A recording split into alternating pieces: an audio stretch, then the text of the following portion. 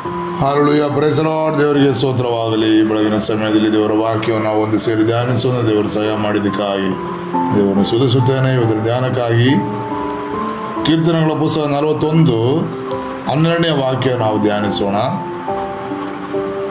ಕೀರ್ತನೆಗಳು 41 ವಾಕ್ಯ 12. Psalms 41:12. ನಿರ್ದೋಷಿಯಾದ ನನ್ನನ್ನಾದರೂ ನೀನು ಉದ್ಧಾರ ಮಾಡಿ ನಿನ್ನ ಸನ್ನಿಧಿಯಲ್ಲಿ ಶಾಶ್ವತವಾಗಿ ನಿಲ್ಲಿಸುವಿ. ಹಲ್ಲೆಲೂಯಾ. ನಿರ್ದೋಷಿಯಾದ ನನ್ನನ್ನಾದರೂ ನಿನ್ನ ಸನ್ನಿಧಾನದಲ್ಲಿ ಶಾಶ್ವತವಾಗಿ ನೀನು ನಿಲ್ಲಿಸುವಿ. ಆಮೇನ್. ದಾವೀದನು ಹೇಳುತ್ತಾನೆ, ನಿರ್ದೋಷಿಯಾದ ನನ್ನನ್ನಾದರೂ ನೀನು ಉದ್ಧಾರ ಮಾಡಿದ ದೇವರು. ಆಮೇನ್. ನಾವು ಈ ಭೂಲೋಕದಲ್ಲಿ ಹಲ್ಲೆಲೂಯಾ ಅನೇಕ ವಿಧವಾದ ಯಾವ ರೀತಿಯ ಕಾರ್ಯಗಳನ್ನು ಮಾಡಿದರೂ ಕೂಡ ಮನುಷ್ಯರು ನಮ್ಮನ್ನು ಯಾವುದಾದ್ರು ಒಂದು ರೀತಿಯಲ್ಲಿ ತಪ್ಪು ಹೇಳುತ್ತಾ ಇರ್ತಾರೆ, ಇಲ್ಲ ತಪ್ಪು ಕಂಡುಹಿಡಿತಾ ಇರ್ತಾರೆ. ಆಮೇನ್. ಆದರೆ ದೇವರ ಸನ್ನಿಧಾನದಲ್ಲಿ ನಾವು ನಿರ್ದೋಷಿಯಾಗಿರುವುದಾದರೆ ದೇವರು ನಮ್ಮನ್ನು ಉದ್ಧಾರ ಮಾಡುವ ದೇವರಾಗಿದ್ದಾನೆ. ಆಮೇನ್.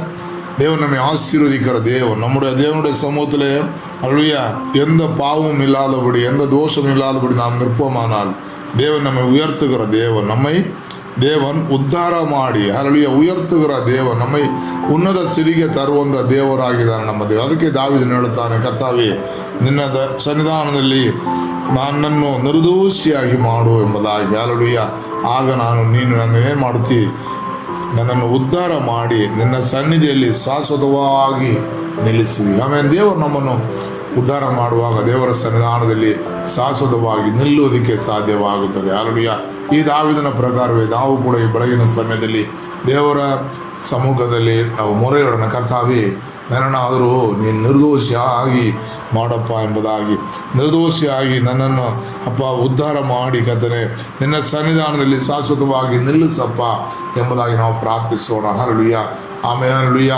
ಯೋಬನು ದೇವರ ಸನ್ನಿಧಾನದಲ್ಲಿ ನಿರ್ದೋಷಿಯಾಗಿದ್ದನು, ನಿಷ್ಕಳಂಕನಾಗಿದ್ದನು. ಹಲ್ಲೆಲೂಯಾ.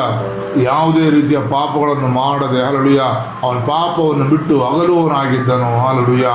ಅವನ ದೇವ ಭಕ್ತಿ ಉಳ್ಳವನಾಗಿದ್ದನು, ಯಥಾರ್ಥ ಚಿತ್ತವುಳ್ಳವನಾಗಿದ್ದನು. ಹಲ್ಲೆಲೂಯಾ. ಆದ್ದರಿಂದ ಅದೇ ಪ್ರಕಾರ ನಾವು ಕೂಡ ದಿವಸಗಳಲ್ಲಿ ಒಂದು ಯಥಾರ್ಥ ಚಿತ್ತವಾದ ಹೃದಯ ಉಳ್ಳವುಗಳಾಗಿ ದೇವರ ಸನ್ನಿಧಾನದಲ್ಲಿ ನಿಲ್ಲೋಣ, ನಿಷ್ಕಳಂಕರಾಗಿ ನಿಲ್ಲೋಣ, ದೋಷವಿಲ್ಲದವರಾಗಿ ನಿಲ್ಲೋಣ. ಹಲ್ಲೆಲೂಯಾ. ದೇವರು ನಮ್ಮನ್ನು ಉದ್ಧಾರ ಮಾಡಿ ಆತನ ಸನ್ನಿಧಾನದಲ್ಲಿ ನಮ್ಮನ್ನು ಶಾಶ್ವತವಾಗಿ ನಿಲ್ಲಿಸುತ್ತಾನೆ. ನಮ್ಮ ಕರ್ತನಾದ ತಂದೆಯೇ, ಈ ಬೆಳಗಿನ ಸಮಯ ಈ ದಾವೀದನಂತೆ ಕರ್ತಾವೇ ನನ್ನ ಸಮೂಹದಲ್ಲಿ ನಮ್ಮನ್ನು ಒಪ್ಪಿಸುತ್ತೇವಪ್ಪ. ಹಲ್ಲೆಲೂಯಾ. ನನ್ನನ್ನಾದರೂ ನಿರ್ದೋಷಿಯನ್ನಾಗಿ ಮಾಡಿ ಕರ್ತನೇ ನನ್ನನ್ನು ಉದ್ಧಾರ ಮಾಡಿ ಕರ್ತನೇ ನನ್ನ ಸನ್ನಿಧಾನದಲ್ಲಿ ಶಾಶ್ವತವಾಗಿ ನಿಲ್ಲಿಸು ಎಂಬುದಾಗಿ ನಾವು ಪ್ರಾರ್ಥಿಸುತ್ತೇವೆ. ಕರ್ತನೇ ಸ್ತೋತ್ರ. ಹಲ್ಲೆಲೂಯಾ. ನಿರ್ದೋಷಿಯಾಗಿರುವುದು ನಮ್ಮನ್ನು ಕರ್ತನೇ ನಿನ್ನ ಸನ್ನಿಧಾನದಲ್ಲಿ ಶಾಶ್ವತವಾಗಿ ನಿಲ್ಲಿಸು, ಅನೇಕರಿಗೆ ಸಾಕ್ಷಿಯಾಗಿ ನಿಲ್ಲಿಸು. ಕರ್ತನೇ ಸ್ತೋತ್ರ. ಒಂದು ಯೋಬನು ನಿರ್ದೋಷಿಯಾಗಿ ನಿಷ್ಕಳಂಕನಾಗಿ ಕರ್ತಾವೇ ಸ್ತೋತ್ರಪ್ಪ ಪಾಪವನ್ನು ಬಿಟ್ಟು ಕರ್ತನೇ ಹಲ್ಲೆಲೂಯಾ ಕೆಟ್ಟದನ್ನು ನಿರಾಕರಿಸುತ್ತಾ ಹಲ್ಲೆಲೂಯಾ ಯಥಾರ್ಥ ಚಿತ್ತನಾಗಿ ನಿಂದ ರೀತಿಯಲ್ಲಿ ಕರ್ತನೇ ನಾವುಗಳು ಕರ್ತನೇ ಸ್ತೋತ್ರಪ್ಪ ಹಲ್ಲೆಲೂಯಾ ಪಾಪಗಳನ್ನು ಹಲ್ಲೆಲೂಯಾ ಕೆಟ್ಟತನವನ್ನು ಬಿಟ್ಟು ಕರ್ತನೇ ಹಲ್ಲೆಲೂಯಾ ಯಾವುದೇ ರೀತಿಯ ದೋಷಗಳು ಹಲ್ಲೆಲೂಯಾ ಮಾಡದೆ ಕರ್ತಾವೆ ನಿನ್ನ ಸನ್ನಿಧಾನದಲ್ಲಿ ನಿರ್ದೋಷಿಗಳಾಗಿ ನಿಲ್ಲುವಂತೆ ನಮಗೆ ಸಹಾಯ ಮಾಡು. ನಮ್ಮನ್ನು ಉದ್ಧಾರ ಮಾಡಿ ನಿನ್ನ ಸನ್ನಿಧಾನದಲ್ಲಿ ಕರ್ತನೇ ಶಾಶ್ವತವಾಗಿ ನಿಲ್ಲಿಸಿ ನಿನಗೆ ಸಾಕ್ಷಿಯಾಗಿ ಕರ್ತನೇ ಹಲ್ಲೆಲೂಯಾ ನಾವುಗಳು ಜೀವಿಸುವುದು ನಮಗೆ ಸಹಾಯ ಮಾಡಬೇಕೆ ಪ್ರಾರ್ಥಿಸುತ್ತೀವಿ. ಸಕಲ ಕಾರ್ಯಗಳನ್ನು ನಿನ್ನ ಪಾದಗಳಲ್ಲಿ ಒಪ್ಪಿಸಿಕೊಡ್ತೀವಿ. ಪ್ರಾರ್ಥನೆ ಕೇಳಿದ್ದೀಗ ಸ್ತೋತ್ರ ಯೇಸುವಿನ ನಾಮದಲ್ಲಿ ಬೇಡುತ್ತೇವೆ ತಂದೆ. Amen. Hallelujah. Praise the lord. ದೇವರಿಗೆ ಸ್ತೋತ್ರವಾಗಲಿ. ದೇವರು ನಿಮ್ಮನ್ನು ಅನುಗ್ರಹಿಸಲಿ. ಸ್ತೋತ್ರ ಸ್ತೋತ್ರ ಸ್ತೋತ್ರ.